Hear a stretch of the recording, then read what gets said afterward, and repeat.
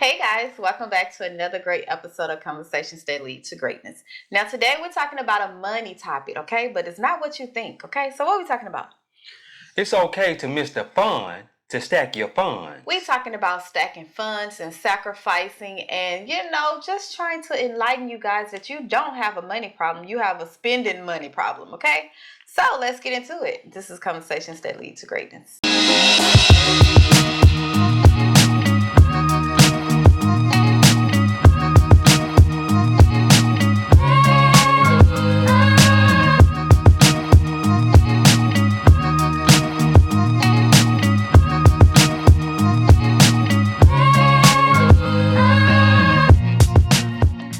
Keisha Smith. And I'm Lester Smith. And welcome back to our coaching podcast where we educate, motivate, and inspire you to break free of your limiting mindsets in marriage, faith, and finance. Okay? Finance is what we're talking about today. That hinders your ability to create the life you desire. Okay? So, you ready? Yeah. This is your topic. You love finance. Yeah, I like that. We love talking about finance, but do we love the sacrifice part of it? That's what gets us the sacrifice. Praise the Lord on that one. Don't nobody like to sacrifice. We want it now. It's my money and I need it now. You know that commercial? It's my Jim Adler. Oh no, it ain't Jim Adler. No. Yo, why you ain't just leave it at that? Yeah, it's my money and I want it now. That is a car wreck. It's not Jim Adler. I think of who it is. Hey, if y'all know who that is, type that in the I'll probably think of it before we finish. But anyway, type it down in the comments. Yeah. So we're talking about it's okay to miss the fun, to stack the funds. I know we did a video probably last year. We talking about the FOMO, the fear of missing out. Mm-hmm. And we just shared some of the things we had to sacrifice to get us to where we are now. So today we're trying to just share some more, enlighten you some more so you can understand that it's not that you're not making enough money, it's that you have a spending problem and you don't know where your money is going. Mm-hmm. And for you to listen and watch this and be more intentional with stacking your money to get to your ultimate goal, okay? Which is going to require you to sacrifice. Yep. It's going to require you to miss some fun. Yeah. Fun times. So babe. Yeah, I missed a lot of fun. I remember a lot of weekends I'd be working. She be hanging out with her mama on holidays too. Like we got Memorial Day coming up. On them days there, it was time and a half. So I went to work. I'm like, man, I'm gonna get this time and a half. You can go enjoy yourself, but I'm glad I did it. And the reason being is because it helped us to get to a better place. And if you're just doing, let's say you working all this time and a half and all that just to just a splurge and spend a bunch of money on a bunch of nonsense, then that you're trading your time for money, and that's not a good trade. But if you're doing it to get ahead, well, as far as to get you some assets and stuff like that, then that's a whole lot better. And that's why I would say when it comes to that, because you have a lot of people saying, I gotta work, man, I gotta get this money, right? Mm-hmm. And I think that's why I was okay with you not being around, our family or, creating that family time. Because we was working to get ahead, not to get the bag or not to go out and club and pop bottles and not to flow show, not to obtain tangible things. You see what I'm saying? Yeah. So that's why it's okay. But a lot of times people, when they say that, they try to work and sacrifice the time that they need to spend with their family to get the bag and to pop off, to pop their stuff. Pop their collar. Pop that. They don't say that no more. Pop their collar. Okay. They still say it. Pop their collar, not knowing that time that you miss spending with your family, your kids, your children, you will never get back. And they continue to grow. They're growing and developing. And before you know it, you have teenagers and you wondering like, man, I had to work. No, you didn't have to work. All you had to do is sacrifice some of your spending habits, cut back on your life so you can spend that time with your kids so you don't have to be at work because you're trying to provide a lifestyle that you barely holding on to. And I think that's when it comes to when we talk about family and marriage, you have so many parents that's outside the house, working outside the house, and some don't have a choice. But some... Listen here.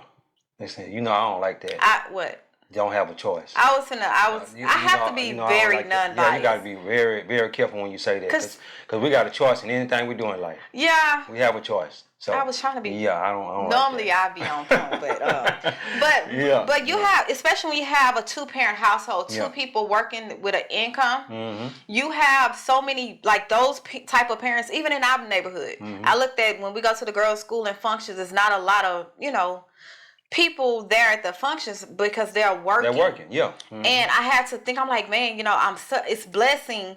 It's such a blessing that I'm able to be here for my girls, even though you working, but at least one parent can be there. Yeah. And I had to look at it like, it's because we're sacrificing right now. We're not popping off into our dream house or our dream this or dream that. You know what I'm saying? We taking steps. As versus other people, they go and get their dream house and go to the top of their budget as far as the mortgage.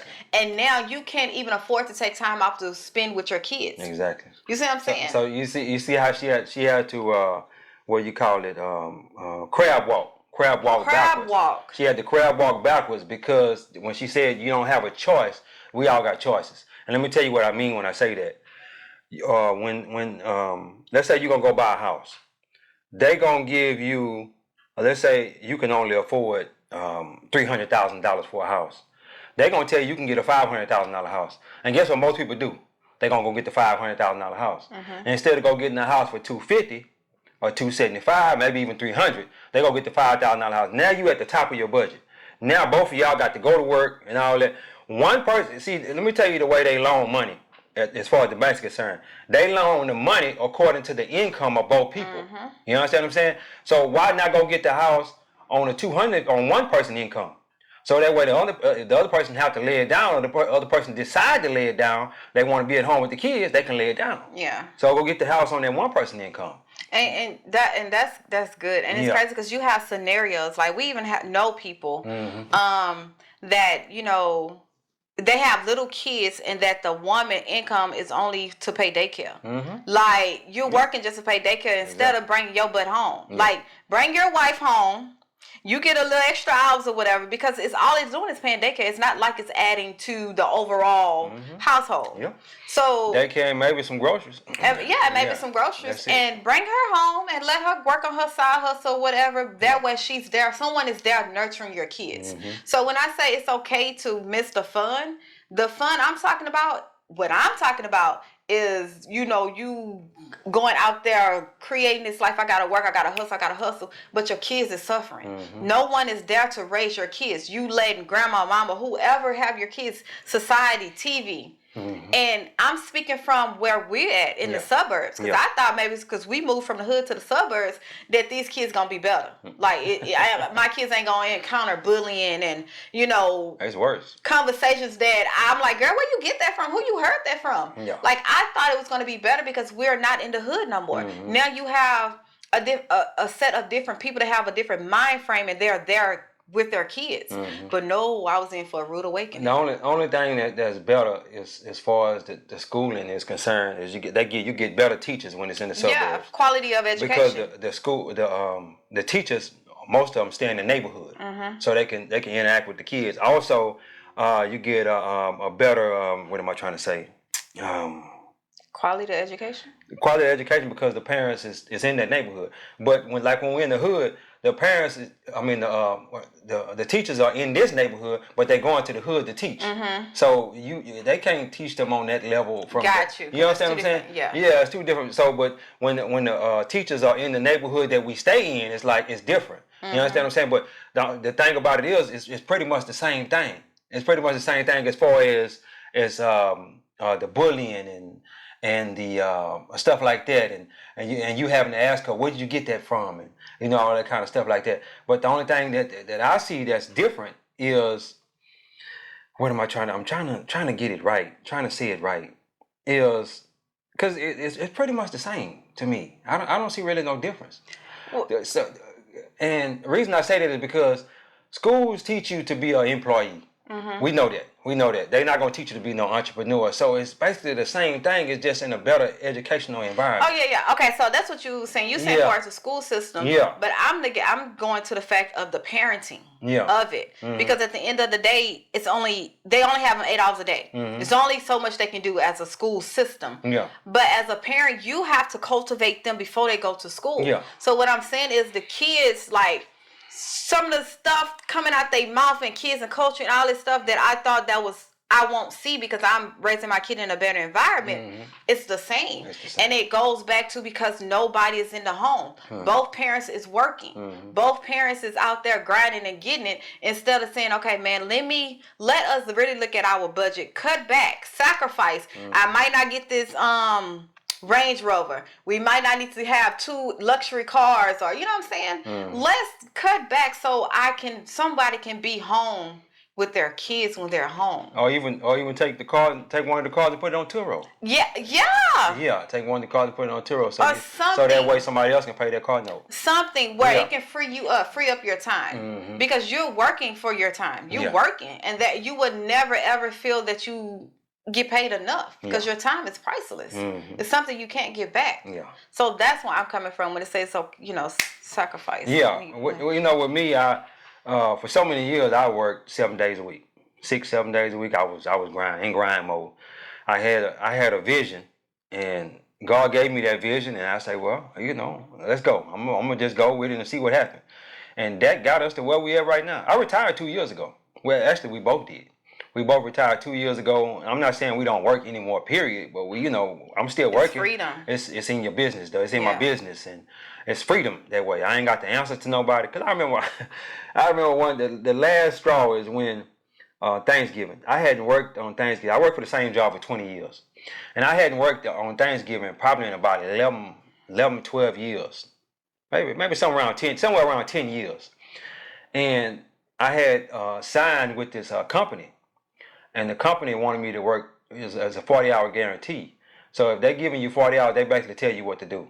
So if you gonna take that 40-hour guarantee, you got to work holidays, weekends, whenever they need you, you got to go take that. So I tried to find somebody to work for me that day for Thanksgiving, and I couldn't get anybody. So I had to work. And of course she was mad because I hadn't missed Thanksgiving in 10 years with her. We would always go to her mom's house for Thanksgiving and whatnot. And she was upset. And I was upset too because she was upset. You know what I'm saying? So I'm at work, I'm big mad, I'm in the crane, I'm running, you know what I'm saying? But I was able to still go by there when I got off. I didn't get off till probably about 8 o'clock at night. But I still was able to go by there when I get off. But yeah, that was the last straw for me. I was like, man, I'm done. I can't do this no more. I can't have nobody telling me when I can go and how I can do it and this and that. So, and I was able to make that decision because all of the sacrifices that we made, all the fun that I missed it throughout them years of us being together. Yeah, and it's crazy because it was when you was in grind mode. Let me put this out there. When he was in grind mode working 6-7 days a week, we didn't have kids. No. Like once we had kids, I was like, hey, something got to change. Yeah. Like, I didn't sign up to be a single mom, married and a single mom. Yep. Like, that's one thing I said, hey, if we going to have kids, not just my life is going to change, your life is going to change. And that's what you have to come to the person. When you have kids, man, listen, that's a totally different other sacrifice. Because it's not about you. It's not about grind. It's not about attaining your goals. It's not about getting this big house for you. The kids don't give a care about the material things. They don't. Only us, the adults, do. We want to look good. We want to give the kids what we didn't have. Yeah, and not knowing that the thing that you missed, that you craved the most was time. Your parents wasn't in the house, so now you're not even realizing that you're doing the same thing to your kids because you out there grinding, trying to give them something you never had. Guess what? You giving them something you never had, and that's the time. Yeah. That's what you get. You're not giving them the time. Yeah. So it's just an ongoing cycle. So that's why I was just like, it's okay to miss the fun. Yeah. Let me tell you why we know that kids don't care about all that stuff. We'll give our kids a gift, right? We'll give them a gift.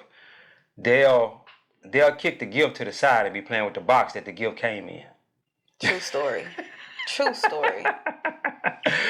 They'll be playing with the box that the gift came in instead of playing with the gift that we gave them. I'm talking about riding around in the box like they was, like they driving a car and all that. I'm like, I should have just gave you the box. Exactly. I should. And then one time, I forget what came in this box. The recliner. The recliner. Mm-hmm. Okay. So we had a recliner. We bought a recliner, and it came in a big box. And on the side of the box, it had a door where you could take a knife or something and cut the door open. So that way they'd have a house that they can go in. And I'm talking about my daughter was going in and out that door. I'm talking about for at least an hour. Yeah. Just going in and out that door. And that just lets you know that kids don't care about all that stuff. They rather play with the box than they play with the gift that you gave them. And another thing too, just spending time with the kids. My kids, I have them reading and stuff like that. And our oldest, she reading the Bible and whatnot. When I have her come up to my office and we'll sit down and she'll read the Bible with me. She'll come to me on a regular basis and be like, hey, Dad, is it time to read the Bible yet? She just want to spend that time with me. She don't care what we're doing.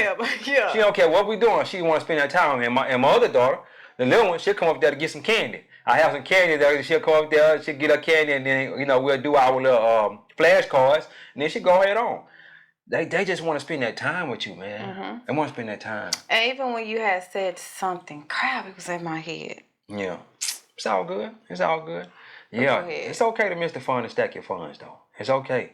I missed the fun for many years, and now we're reaping the benefits. Now, we can sit back. I'm not saying we can go where we just can't work. I'm not saying that, but I was able to walk away from a 20-year career. Walk away from a 20-year career to be able to be with my kids, because that's really to be. And when it's all said and done, what are your kids gonna remember? What are your kids going to remember? How are they going to remember you?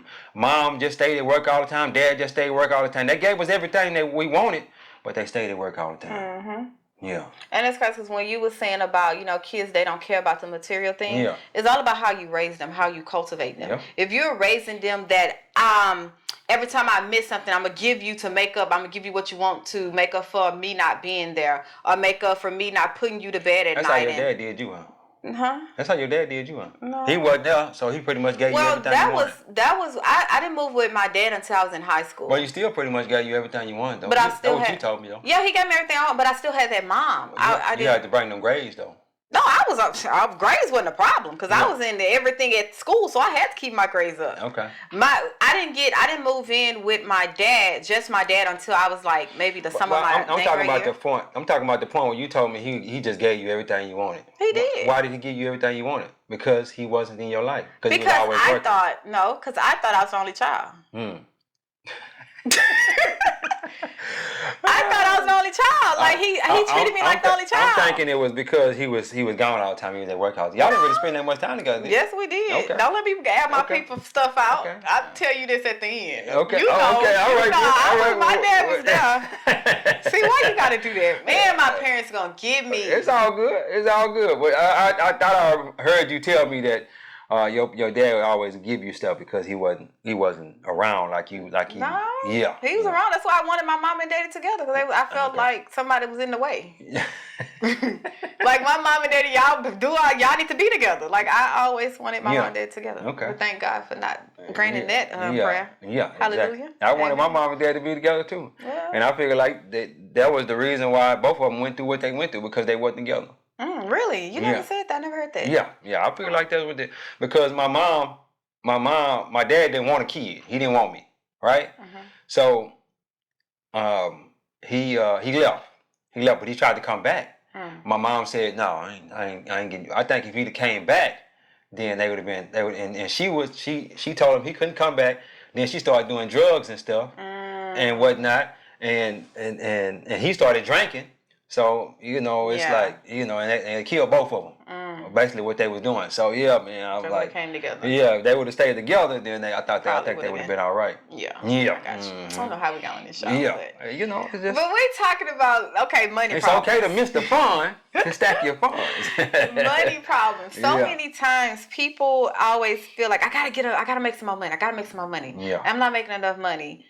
Listen, you gotta do what's it saying? You gotta do what you do with what you got. Make do with what you got. Something like that. Meaning the amount live like no one else, so later you can live like no one else. Yes, and make do with what you have. So if you at a job and for the last 2-3 years you've been hitting, let's say $50,000, right? Yeah. You're basing your life off this $50,000, right? If you want to elevate and you know you're not getting a promotion, you ain't educating, you can't go to that next level. Are you not even willing to add additional stream of income for yourself? You know what I'm saying? You have to sacrifice. You have to cut back on your spending. Yeah. You got to cut back on, for ladies, your hair, nails. Because, baby, when I tell y'all I love y'all when I was a business owner. Yeah. Baby. Y'all gonna spend that $400-500 on the hairdo. When I tell you I love y'all, but the killing thing was I would never do that. Yeah. Me, I wouldn't. I guess because I was. You was a hairstylist. Yeah. But listen. You can do your own. You can buy the hair and do your own hair. Yeah, I can buy wholesale. I ain't gonna even pay the full price. Yeah. You know what I'm saying? So listen, when I tell you, ladies, you can easily spend a bag on hair and nails in one day. Yeah. Hair, nails, toes. Hair, nails, toes, eyelashes, all that. Eyelashes, eyebrows. Yeah. That's easily $1,000. Yeah. And I believe sometimes you just have to, when you're sacrificing, ladies, in that department, you just got to learn to do some things yourself. Go get some press-on nails. They got YouTube is great. That's how I learned how to do the gel nails, the powder nails, the press-on.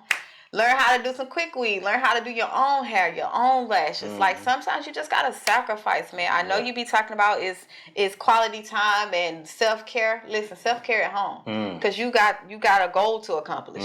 You trying to make moves so you can up your income. So... And stop brunching. One more thing. Stop brunching. Like, listen. Starbucks, $5, all of them. No. Brunching is where they go, like, it's like brunch and lunch. And they got hookah and all this stuff, pop bottles. Yeah. Listen, that's what it's known for, Houston. Yeah. If you don't come to Houston to brunch. Listen. I don't know how much money that they mark up the price when it comes to that nightlife in Houston for brunch. Well, he's not in it. Any kind of way. No, babe, this is a different scene. Yeah. Okay. We talking about the club, the brunching, the hookah bars, and listen, you can take. Yeah, she been out there. I ain't don't say I've been out there. I have Airbnbs that cater to these groups. Yeah. And they see leave receipts. What I'm talking about when you was when you and your sissy poo was going out in the day, that wasn't brunch? No, that was brunch, but we weren't going to those places. Okay. We was avoiding the crowd. Yeah. Okay. So y'all was going to places where we was uppity. It wasn't. Yeah. Okay. It wasn't no brunch and hookah and dancing and twerking. You ain't gonna ever go. Oh, so they doing that in the middle of the daytime? Yes. Oh yeah. I don't know about all that. Brunching, it's a whole scene. I thought it was at nighttime they were doing that. No, brunching is like brunch between 11, 12, 1 o'clock. That's brunch and lunch. So how much can you spend on a brunch? It's this one girl. I think she was at the Airbnb maybe 3 weeks ago. It was for her birthday, or maybe it was her bridal thing, right? So she asked me what places I recommend. I gave her some places like Warwick's and like the upscale thing. She's like, no, not that. Like, so I'm like, well, I don't know. Maybe look on TikTok. So she found some place, and she literally said, girl, why just for parking was $50? You parking on the dirt. Like, it's not even a parking lot. It's like the next business parking lot. Yeah. It was $50. She said before they even walked through the door, they literally had to bust out. I think she was like, I want to say $125 or something because of all the fees, and then you have to pay for the hookah to smoke it, and then the tips. And I'm just like, but they don't include food. They don't include drinks. She's like, no. I said, baby, you better than me. Yeah. But you want to come behind? The people that got that business, they making buku money. That's what I'm saying. As a business owner, I can't fight it. As a business owner, you can't fight that. I gotta give them their props. But the thing about it is, all of that, just eating out, period. You got to be careful on that too. It's eating out on a regular basis. Some people just eat out every day. I remember at one point in time, I was just every day just eating out. You know what I'm saying? That's easily $30, $40 a day. You know what I'm saying? And I once I started bringing my own lunch and stuff, I'm like, I'm saving a bunch of money. And I started putting that money up, man. And that money started accumulating real fast. And I was able to put it up. And start my Roth IRA and all that good stuff. And I'm like, yeah, okay, well. You was able to be intentional. Yeah, I was able to be more intentional with my money. With your spending. Yeah. And I think that's what we need to get. Like, we all about intentional, but be intentional with your money. With your spending habits. Yeah, we're intentional with a lot of things, but we're intentional with that money. No, because we feel that we deserve, we deserve. I work hard for this. I work hard. Yeah. At least I can do is deserve, I deserve this or that. Yes, you do deserve it, but you also deserve to have freedom. Your kids deserve you to have you at home. Your kids deserve to see you at their awards program or cheer practice. You know what I'm saying? And, like, your kids deserve it. It's not about what you deserve. What do your kids deserve? Yeah. Do they deserve what you've been giving them? Yeah. Like, sorry, you just gotta ask yourself that. I remember. Let me say this too. Most people feel as though when they start making more money, they can go spend all their money. Okay. Let me tell you what I mean when I say that. You let's say you making $50,000 a year. And then your some kind of way your salary get bumped up to $75,000. Why not keep living on that $50,000 that you was making, and put that and start saving that $25,000 towards your rental property or something that you can put that towards. That'll buy back your time. And to buy back your time, exactly. And let me tell you this. Let me tell you what I did. I was making $100,000 a year, right? In 1 year, my salary went from $100,000 to $200,000. I kept living like we was making $100,000. I didn't even know. Ain't that something? That's how bad it was. I didn't even know. I kept living like we was making $100,000. And guess what we did? Yeah. All the extra money, we paid down debt, paid off the house and all that. I remember one point in time I was putting $5,000 a month on the house note. Now the house note is only like $1,500.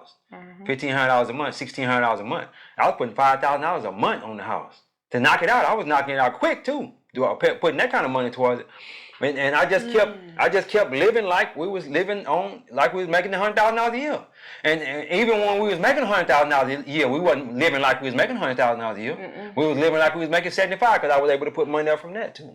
And it's crazy because it takes something in your head, your mind frame, your mindset to switch to say, okay, just the way you think about money. Yeah. Like, you know how Pastor was saying, circulating money, right? You're not spending, you circulating. Yeah. It's all about the way you think about money and how you see it. You use it as a tool and not as a thing that defines you. When you go and look at money as it defines you, that I have to make this certain amount to be something, to be someone, then you will always end up working for money. But when you look at it as a tool to help you buy your freedom back, help you buy your time back, so you can do what you really want to do, only then you would make the necessary sacrifices. Because it's only temporary. It's only for a set amount of time. It's only for a season. Then I'm going to be sacrificing this. But after this season is over and all the sacrifice pays off, I can live how I truly desire. Truly desire. Yep. Yeah. Truly. That's the truth, though. And so many people don't listen. Let me say this. Yeah. It's not easy to sacrifice. No, it's not. But over time, once you understand the end goal, it becomes easy. Like now, it's easy for me. So easy. No, I'll be like, God dang, babe, can we do a little something? Go on vacation here? Can we, But when you understand the end goal and you know what's your heart's desire, that once I finish this sacrifice, I'm going to get my heart's desire. Baby, sacrifice away. What else? Do we need to sacrifice some more? Yeah. Listen, because I don't care. Like, we don't care what we look like to the outside. We know what our stuff is. We don't care how we might look, how, what people might say. Listen, sacrifice, baby. Yeah. We in the trenches. Yeah. They want in the gutter. Come on now. Not in the gutter. I keep saying stuff wrong. But we in there. Yeah, in the trenches, man. We're in the trenches. You know what I'm saying? Let me say this. If you could make it through those times, when the times get better, you're going to be good. Oh. You're going to be good. Because your character is developed. Yeah. That's when your character and your faith and your love is developed. Yeah. So when you get out there, you already built up. That money, when that money start really rolling in, like I'm not talking about no 20,000, 30,000. We're talking about thousands, 100,000 plus. Yeah. Start rolling in at one time, it does not define us. It doesn't change who we are. It doesn't change our principles, our standards, our ethics. It doesn't change. Yeah. Because we're getting built, we building that up where we at now. So that's how I look at it. And let me say this too. If you are one of those people who like to just save your money and just have it sitting up in the bank. You know, you got your stuff together. You got your stuff together. You know what I'm saying? You able to put some money away and this and that, but you just got it sitting in the bank account. It ain't making you no money. The bank using your money to lend to us, because we going and buying real estate with the money. They lending it to us, and we going and let me say this too. If you don't know what fractional reserve banking is, you don't need to have your money in the bank account. You need to find out what it is. Go do your research right now. What is fractional reserve banking? If you don't know what that is, don't have your money sitting in no bank account. The bank is able to lend your money out to people like us that's buying real estate, or to people that's buying cars, or because the bank pretty much creates money out of nothing, out of thin air, because of the money that you put in there and just sit it in there. So why you shouldn't be going and buy real estate with your own money? And I was one of them people. That's why I'm telling you. I was one of the people that just had $100,000 just sitting in the bank account. I'm like, and I started doing my research, and I'm like, how can I pay less in taxes? They say go buy real estate. We bought 3 houses in the same year. In 2020, we bought 3 houses. And I'm not telling you something that I didn't do. You understand what I'm saying? So that's why I can say, I let money sit in the bank account for years and just growing. I'm like, why am I letting this money just sit up in here? And when I told her, she thought I was crazy. You know what I'm saying? Like, hold on, you go take all the money we got, just go buy 3 houses? You know, but that's what we did. Yeah. We did that. And I can't tell you that one of the tenants in there, been in there ever since we got the house. And they ain't moved out, and that money comes every month. They got a little pinch there, I think around when when COVID hit and they wasn't able to go to work. But they caught up. They caught it back up. They caught it back up, and the government helped them catch it back up. So yeah, man, don't just let that money sit in the bank account. And it's crazy because if anything was to happen, all you like it's building equity. You see what I'm saying? Like you buy a house, it's always gonna go up in value, right? Preference with what's happened, God forbid, one of us, you know what I'm saying? Sell a house. Yeah. You know, it's like, it's not just sitting in the bank. How many times have we seen on social media where someone would go and try to get all their money out the bank, and the bank was like, well, you got to give us notice. Yeah. You know why? Yeah. Because they ain't got your money. They ain't got the money in the bank. They only keep so much money in reserves in the bank. Yes, for the day-to-day operations. For the day-to-day operations, for people that come in there and get money. When you take your money to the bank, let's say you go take $100,000 to the bank, they immediately start lending that money out. They lend it out, or they send it to their bank. They have a bank also now. So they send it to their bank or lend the money out. So they'll take that $100,000 you gave them, go take it to the bank, and they got it in the books as you got the $100,000 in the bank. But you don't have that $100,000 ain't there at the bank. You can't just go back that same day and say, I need that $100,000 back. No, I changed my mind. You got to give us 5 to 7 days to get that money back to you. They don't have it down. They done lent it out. And they done lent it out, your money out, at a 10% high interest rate, and only giving you sometimes more. It all depends on the person's credit score. And they only giving you 4%. Yeah, man, look here, man. They create money out of thin air. That's so brilliant. Out of thin, What's the name? We got banking system. Chase and Carnegie and all of them. Yeah, they were so smart. They created that up. You know what I'm saying? It's so smart. It's the smartest thing, man. You know, and then your money only secured up to $250,000. 250. So you got to open all these different bank accounts to make sure all your money is secure.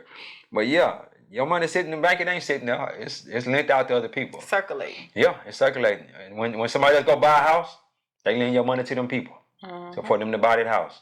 And they just keep it. See, the bank, and people say a house is an asset. Your house is not your asset unless you're making money from the house. So if you got a rental property that's making money, that's your asset. Yep. But your personal residence that you stay in, that's not an asset. No. That's not an asset because it's not making you any money. It's making the bank money. That part. That's their asset. It's the bank's asset. It's like that. Yeah. And that's when you come to realization, like, it's not, your house is not even, well, the car liability, but your house is not an asset. No, it's not. And so many times we're programmed to get a house that's an asset. You have that. Yeah. It's not your house. It's literally not your house. You're better off by having a house, though. I'm not one of them people that's going to tell you don't go buy a house. Oh, no. No, I'm not going to tell you that. But you're better off by buying a house. But it's the day-to-day operations of a house and all the stuff that you have to fix when it breaks down, you actually better off going to be a tenant. A tenant. A tenant. But you ain't gonna get the appreciation. Cause let me say this: Our house that we live in right now, we moved in it in 2013. So that's what 11 years. We've been 11 years. August this year will be 11 years. Mm-hmm. The house when we moved in, it was $175,000. I think it's worth about $350 now. Mm-hmm. Worth about $350 now. So you're not gonna get that appreciation. You know what I'm saying? You over here being a tenant somewhere. You understand what I'm saying? So yeah, you got to be, and then we get the appreciation and the depreciation because we get to claim that on our taxes as a loss each and every year. Let me tell you something. You ain't buying real estate, man. You behind the 8 ball. You behind the 8 ball. You need to go get you some real estate. I'm telling you.